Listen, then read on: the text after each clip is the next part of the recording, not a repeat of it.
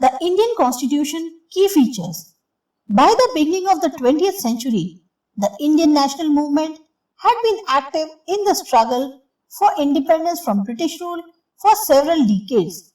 20th century की शुरुआत होते तक जो इंडियन नेशनल मूवमेंट हुआ था वो पूरी तरह से स्ट्रगल पे था, क्योंकि हमें अपने ब्रिटिश जो कंट्री थी उसको ब्रिटिश रूल से फ्री करवाना था और ये काफी सालों तक चलता रहा।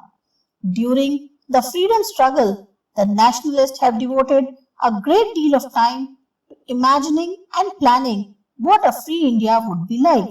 अब ये जब तक ये स्ट्रगल चल रहा था, हम लोग सोच रहे थे कि हमें आजादी चाहिए ब्रिटिश रूल से, तब हमारे जो लोग थे उन्होंने क्या किया, बहुत समय दिया ये सोचने में और प्लान करने में कि हमारा जो कंट्री है वो ब्रिटिश रूल से फ्री होने के बाद कैसा होना चाहिए। Under the British, they had been forced to obey rules. अब ब्रिटिश गवर्नमेंट जब थी तो उनको मजबूरन फोर्स किया जाता था कि उनके रूल्स को मानना है। That they had very little role in making, और जिसमें उनका कोई रोल नहीं था, उन्होंने कुछ नहीं उनके रूल्स बनाए, पर तब भी उनको वो रूल्स को फॉलो करना पड़ता था। The long experience of authoritarian rule under the colonial state convinced Indians that free India should be a democracy in which everyone should be treated equally and be allowed to participate in a government.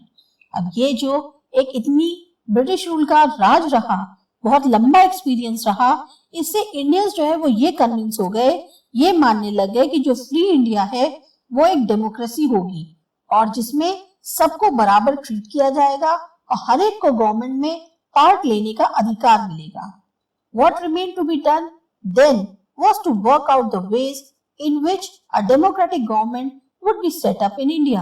पर अब जो रह गया था वो main ये काम था कि किस तरह से ऐसे मीन्स निकाले जा सके ताकि एक डेमोक्रेटिक गवर्नमेंट जो है इंडिया में सेट करी जाए, and the rules that would determine its functioning, और साथ ही साथ उन रूल्स को बनाना जो कि इसको फंक्शन करने में हेल्प करें।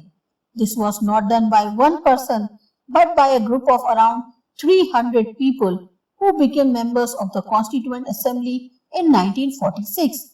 अब ये खाली एक आदमी तो कर नहीं सकता था, तो इसके लिए लगभग 300 लोग जो हैं जुड़े और जो कि कॉन्स्टिट्यूएंट असेंबली का हिस्सा बने, यानी मेंबर्स बने 1946 में, and who met periodically for the next 3 years to write Indian's Constitution. और फिर जो है वो लोग लगातार 3 साल तक मिलते रहे जब तक कि उन्होंने इंडिया कॉन्स्टिट्यूशन का जो है पूरा का पूरा कॉन्स्टिट्यूशन के रूल्स वगैरह जो है नहीं लिख लिए।